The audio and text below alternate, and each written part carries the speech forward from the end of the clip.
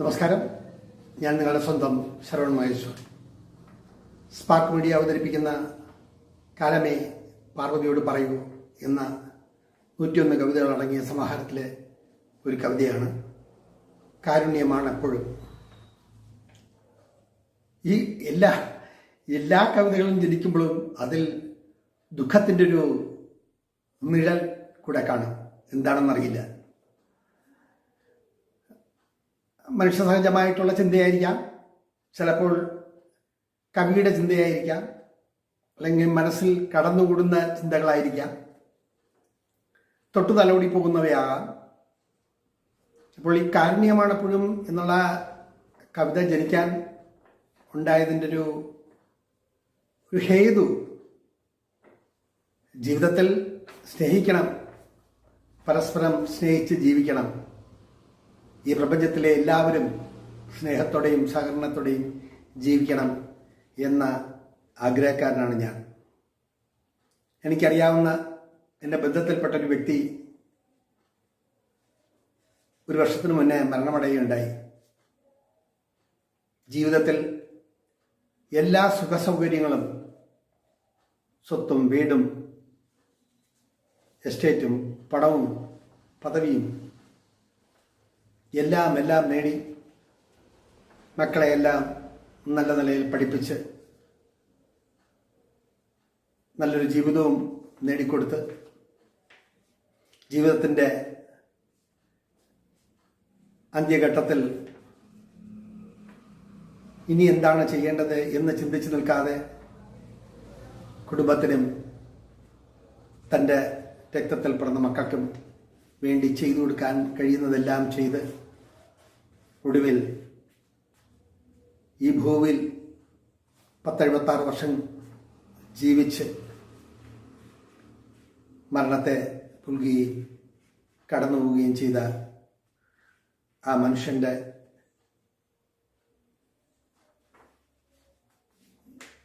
അസ്ഥികൾ ഹിന്ദു ആചാരപ്രകാരം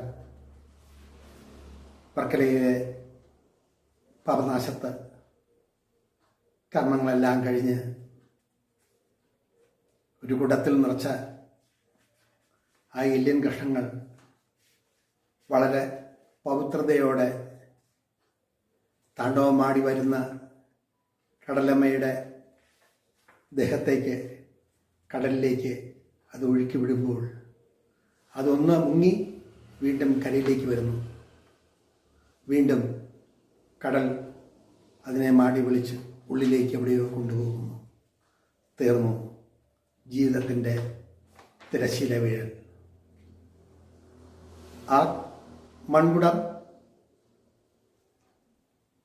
തിരികെ വന്ന് വീണ്ടും കടലിനുള്ളിലേക്ക് കടന്നു പോകുമ്പോൾ അറിയാതെ ഒരു ഗദ്ഗതം, അറിയാതെ കണ്ണുകൾ സജലങ്ങളായി, കണ്ണുനീർ ഏറ്റിട്ട് വീണു. അവിടുന്ന് ആ മണൽപ്പരപ്പിലൂടെ മുന്നിലേക്ക് നടക്കുമ്പോൾ ഇതാണല്ലോ ഓരോരുത്തർക്കും വിധിച്ച വിധി. കാലചക്രം കറങ്ങിത്തിരിയുമ്പോൾ ആരെ ഓർമ്മിക്കുന്നു, ആരെപ്പറ്റി ചിന്തിക്കുന്നു എന്നത് മിഥ്യ പോലെ തോന്നി. ഇപ്പോൾ ജീവിക്കുന്ന കാലയളവിൽ ജീവിതം ഹൃദ്യമായി തീരാൻ സ്നേഹത്തിൻ്റെ ലാളന ഉണ്ടാവണം എന്നൊരു തോന്നൽ. അങ്ങനെയൊരു തോന്നലിൻ്റെ പിൻബലത്തോടുകൂടിയാണ് ഈ കവിതയുടെ തുടക്കം. അതിലെ ചില വരികൾ ഞാനിവിടെ ആലപിക്കാം. കാരുണ്യമില്ലാത്ത മനസ്സ് ഒരിക്കലും മനസ്സമാധാനം നേടില്ലൊരിക്കലും. കാരുണ്യമില്ലാത്ത മനസ്സൊരിക്കലും മനസ്സമാധാനം നേടില്ലൊരിക്കലും. തന്നോടൊപ്പമുള്ളവരെ ദുഃഖത്തിൽ സാന്ത്വനിപ്പിക്കാം. തന്നോടൊപ്പമുള്ളവരെ ദുഃഖത്തിൽ സാന്ത്വനിപ്പിക്കാം. ജീവിക്കാനുള്ള പുതുവഴി തുറന്നു കൊടുക്കാനും കഴിയണമെന്നാണ് എൻ്റെ പക്ഷം. സ്നേഹത്തിൻ അളവുകോൽ കാരുണ്യത്തിൻ പക്ഷമാണ്. സ്നേഹത്തിൻ അളവുകോൽ കാരുണ്യത്തിൻ പക്ഷമാണ്. കാരുണ്യമില്ലാത്ത മനസ്സൊരിക്കലും മനസ്സമാധാനം നേടില്ലൊരിക്കലും. തുടർന്നുള്ള വരികൾ ആലാപനവും സംഗീതവും അതിൻ്റെ വിഷ്വൽസും എല്ലാം കണ്ട് നിങ്ങൾ ആസ്വദിക്കുമല്ലോ. ഇവിടെ ചുരുക്കട്ടെ എൻ്റെ വാക്കുകൾ. നന്ദി, നമസ്കാരം. കാരുണ്യമില്ലാത്ത മനസ്സ് ഒരിക്കലും മനസ്സമാധാനം നേടില്ലൊരിക്കലും.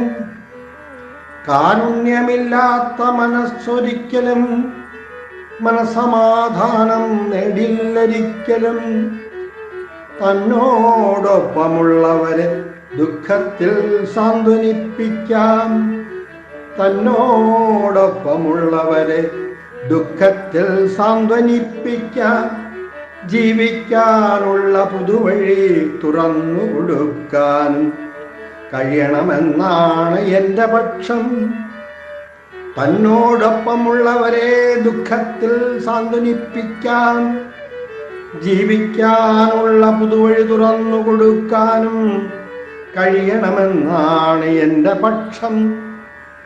സ്നേഹത്തിൻ അളവുകോൽ കാരുണ്യത്തിൻ പക്ഷമാണ്.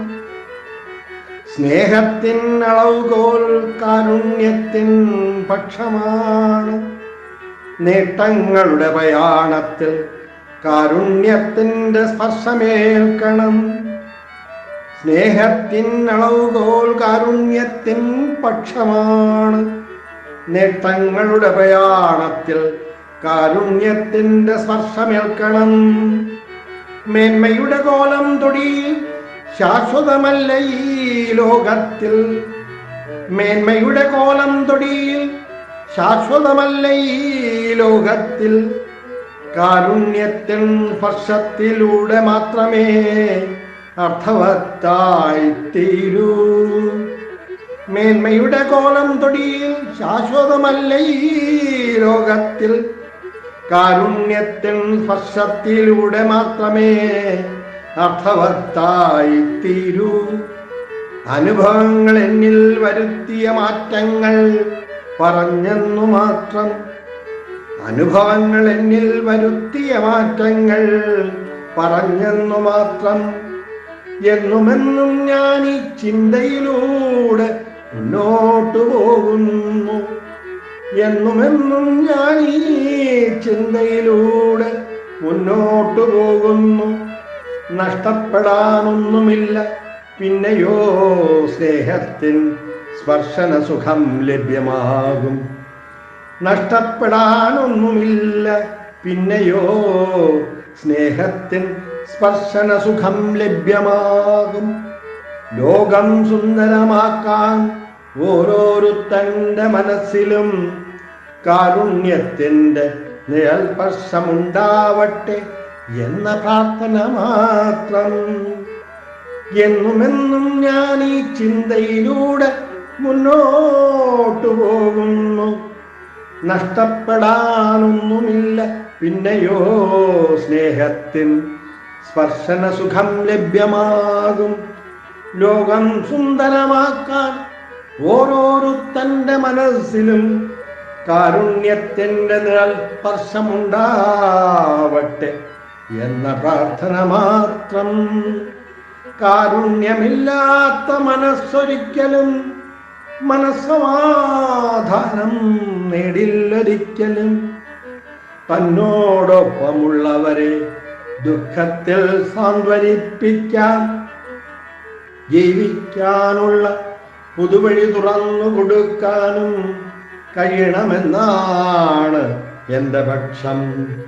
സ്നേഹത്തിൻ അളവുകോൽ കാരുണ്യത്തിൻ പക്ഷമാണ്. സ്നേഹത്തിൻ അളവുകോൽ കാരുണ്യത്തിൻ പക്ഷമാണ്. നേട്ടങ്ങളുടെ പ്രയാണത്തിൽ കാരുണ്യത്തിൻ്റെ സ്പർശമേൽക്കണം. നേട്ടങ്ങളുടെ പ്രയാണത്തിൽ കാരുണ്യത്തിൻ്റെ സ്പർശമേൽക്കണം. നേട്ടങ്ങളുടെ പ്രയാണത്തിൽ കാരുണ്യത്തിൻ്റെ സ്പർശമേൽക്കണം.